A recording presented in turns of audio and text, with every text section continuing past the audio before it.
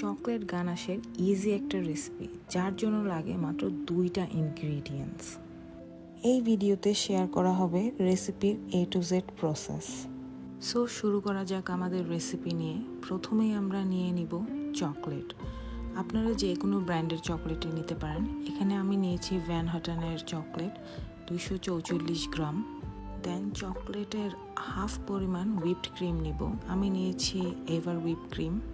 তারপর ওভেনে 30 সেকেন্ড করে দিয়ে মেল্ট করে নিব।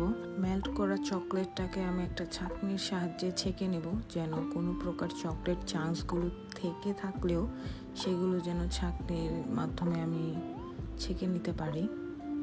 ছেঁকে নেওয়ার পর আমি 30 মিনিটের মতো নর্মাল ফ্রিজে রেখে দিব একটু গানাশটা ঠান্ডা হওয়ার জন্য।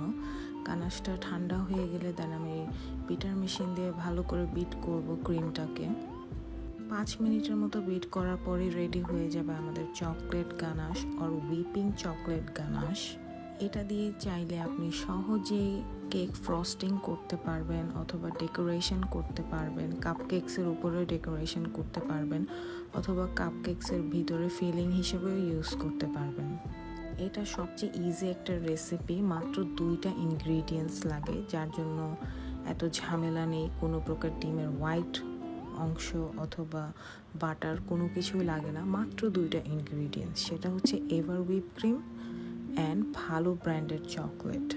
চকলেট গানাশের অনেক রেসিপির মধ্যে এই একটা রেসিপি খুব বেশি ইজি। অবশ্যই আপনারা বাসায় ট্রাই করবেন এবং জানাবেন আপনাদের কাছে কেমন লেগেছে এই রেসিপিটা।